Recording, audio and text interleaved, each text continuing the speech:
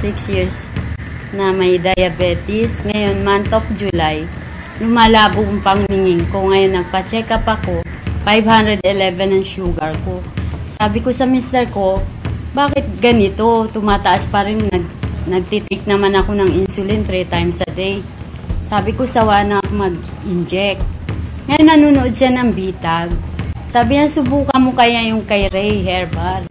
Pagpunta ko doon, bumili ako ng 210. Ang epekto sa akin, hindi na nag-blurred yung paningin ko. Galing sa 511 sugar, bumagsak ng 156. Pati mga bukol sa arthritis ko.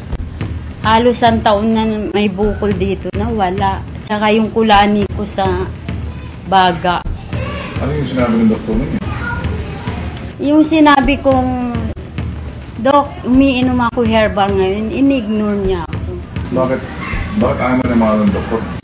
Kasi hindi naman daw lagi steady ang ko, up and down.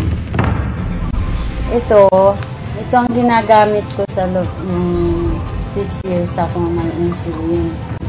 Ngayon, 3 beses to ginagamit. 15 sa umaga bago kumain, 15 sa tanghali bago rin kumain, at saka sa gabi.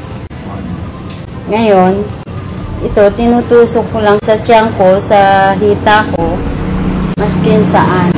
Bali, 6 years po ako nag-insulin. Araw-araw, walang pati. Dependent po ako sa insulin. Yung mga kapitbahay mo naniniwala sa kwento mo, pinagtatawa sila. Nagtataka sila sa akin, bakit yung taba ko na hangin na wala. Tsaka parang naninilaw ako. Ngayon bumalik na sa dati. Hanggang ngayon, herbal na ko, iniinom.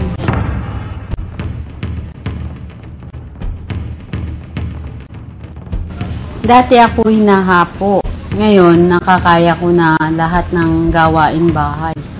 Dati, pag niyayaan ako dyan sa market, hindi ko talaga kaya. Kaya hindi ako sumasama na sa kanya sa jogging. Ngayon, maskin saan na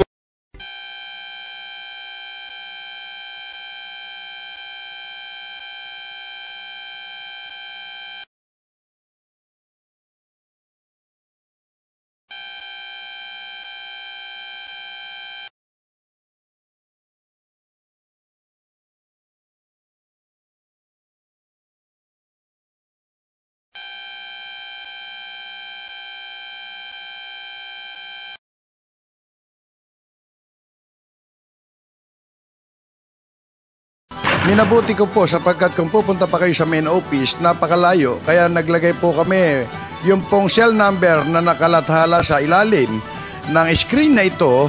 Pwede po kayong makipag-ugnayan at ito po ay sinasabi ko at pinatotohanan. Ito po ay authorized distributor ng Abanyong Lingkod mula pa noon at magpakailan pa man.